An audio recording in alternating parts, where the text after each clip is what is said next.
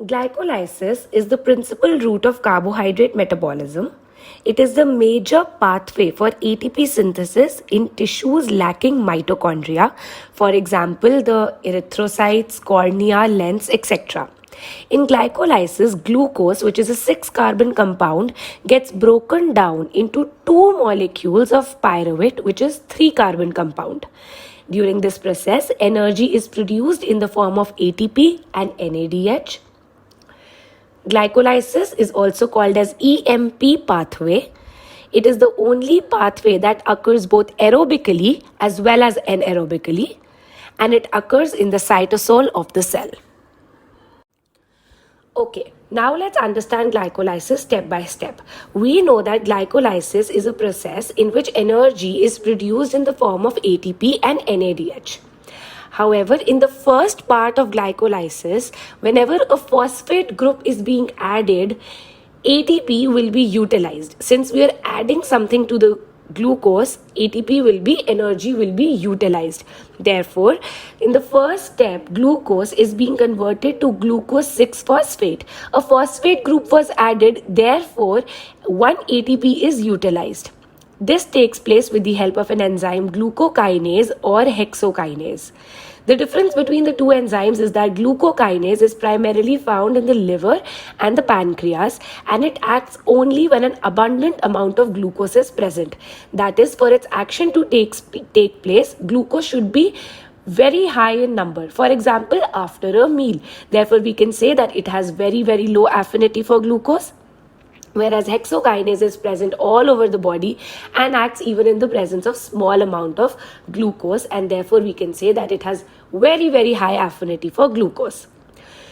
Glucose 6-phosphate gets converted to fructose 6-phosphate with the help of an enzyme phosphohexose isomerase. Now we know that glucose and fructose both are isomers. They both are, a phosphate group is there, so it is a phosphohexose and it is a isomerase reaction taking place. Therefore, that enzyme fructose 6-phosphate gets converted to fructose 1,6-bisphosphate. As we can see, another phosphate group is being added, therefore another ATP is being utilized. This occurs with the help of an enzyme phosphofructokinase 1, which is called as PFK1. This step is the first committed step of glycolysis. Now, what do we mean by committed step? That means that if the glycolysis process has reached up to this stage where fructose 1,6-bisphosphate is now being formed, glycolysis will happen. It is the committed step of glycolysis. Fructose 1,6-bisphosphate gets converted, or we can say gets broken down into two 3-carbon compounds. One is glyceraldehyde 3-phosphate and one is dihydroxyacetone phosphate.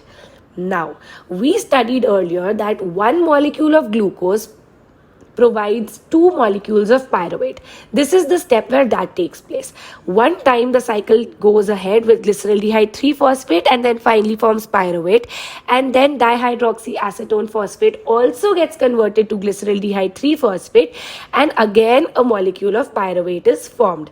Therefore, now whenever we will mention the energy produced, we will mention 2. Assuming that dihydroxyacetone phosphate is also getting converted to pyruvate. Right, let's move ahead. Glyceraldehyde 3-phosphate gets converted to 1,3-bisphosphoglycerate with the help of glyceraldehyde 3-phosphate dehydrogenase. In this process, 2 NADH is released. Another important fact is that 1 NADH is equivalent to 2.5 ATPs. So here 2 NADH will be equivalent to 5 ATPs.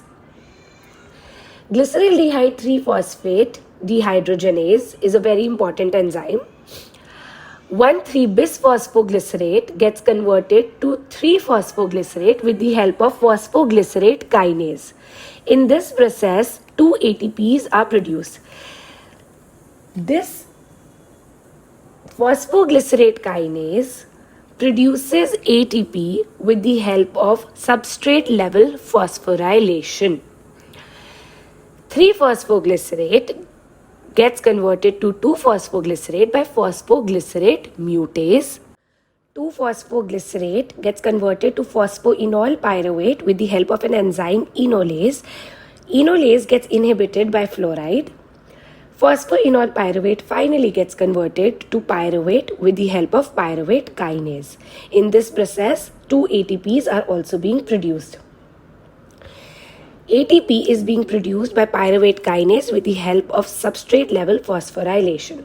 Therefore, we can say that in glycolysis, 2 substrate level phosphorylations take place.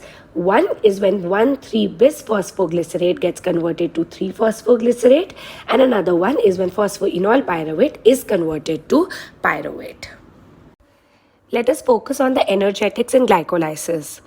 We know that the enzyme glyceraldehyde 3-phosphate produces 2 NADH, which is equivalent to 5 ATPs. Phosphoglycerate kinase produces 2 ATPs. Pyruvate kinase produces 2 ATPs. So in total, from one molecule of glucose, 9 ATPs are produced.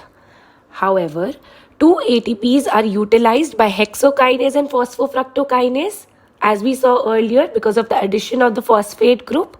Therefore, when glycolysis occurs aerobically, there are total 7 ATPs being produced. In anaerobic glycolysis, the end product is lactate, that is, glucose gets converted to pyruvate, which further gets converted to lactate with the help of an enzyme lactate dehydrogenase. In this process, NADH is consumed. Therefore, 5 ATPs that were produced in aerobic glycolysis basically are utilized over here, and therefore further 7 minus 5, that are 2 ATPs, are produced in anaerobic glycolysis. Thanks for watching this video on the Nerdy Dentist. Please like, share, subscribe, and if you have any doubts, put it in the comment box below and I'll help you out. Bye.